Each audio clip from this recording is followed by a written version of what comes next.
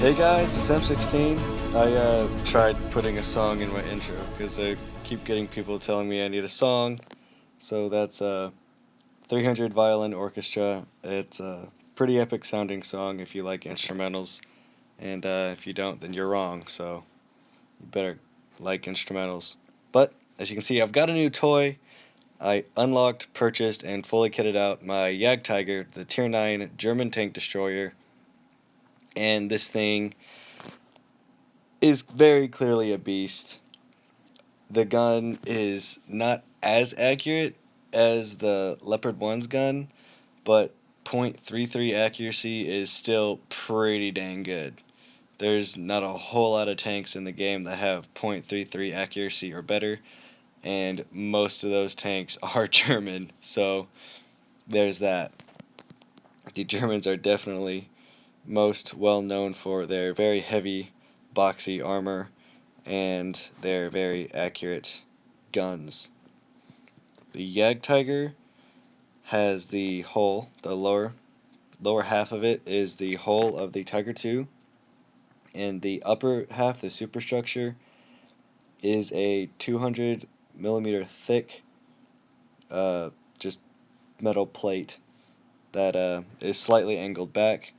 And so if you're using the superstructure, like if you're hull down and you're using your gun depression, I think this gets like 5 or 6 degrees of gun depression, something like that. It gets enough.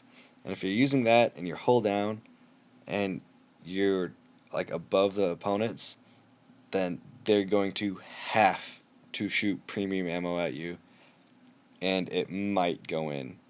Like, the superstructure armor is pretty darn strong, and it's definitely got the gun to boot.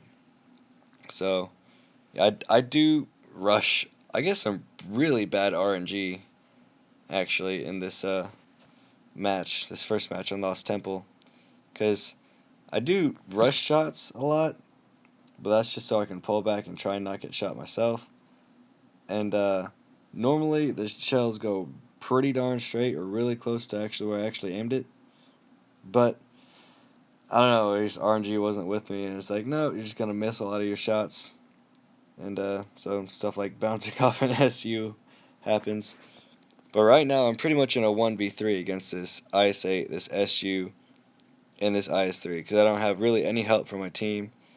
IS-3 buggered off, and so now it's just the SU and the IS-8, and I killed the IS-8. So now it's just SU and IS-3. SU, IS-3, put one into me. He actually moved up just so he could do that. ISU is going to shoot heat and miss, and I didn't, so killed the IS-8 and the SU. IS-3 put another one into me. Yeah, if you expose your lower plate on the JagdTiger, you're going to get set on fire a lot, and it's very easy to penetrate because it really is, it's just the hull of a Tiger II. And so you get set on fire a lot, and it's pretty easy to penetrate. So you really want to stay hull down and kind of waggle your armor, because a lot of shells that you see from tier 8s, 9s, especially tier 10s, yeah, can just butter your upper glacis.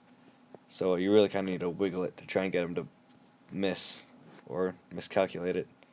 That was kind of a lucky shot there. I just kind of guessed that his engine was sticking out a little bit, and it was.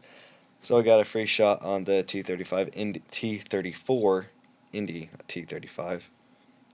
Is there even a T35 in the game? No, I don't know what the hell I was thinking. Anyways, I've bounced Jagdpanzer A100 shells just from waggling my armor, so if you kind of just like try and juke them out, then you'll bounce a hell of a lot more shells. That was a really quick match, actually. That was a second class mastery where I did 3,990 damage, and I got a top gun. So yeah, this thing will just chew apart the entire enemy team very quickly if they let you, because the gun shoots really fast for 128 millimeter, and it's really accurate, and it's got super high penetration. Like, the AP shells on it have like 276 penetration, so you really don't need APCR, but it's really helpful because you can shoot through the turret front of a mouse if he's not angling with AP, but you can't really do that all that often to an E100 unless you're shooting APCR. I don't know, E100's turret is a little bit stronger than the mouse's, just because it's sloped back a little bit, and I can't remember if it's actually thicker too. But second match, we are on the map Port Bay, and so because we're on Port Bay, we go to the right. We don't go to the town because we are not potatoes. We are not potatoes that potate. We are good players that play well. Yes. Don't go town in Port Bay. If you're on my team and you go town in Port Bay, I'm liable to rage at you, and it's 100% your fault because you're an idiot if you go town in Port Bay. Okay, there. I said it.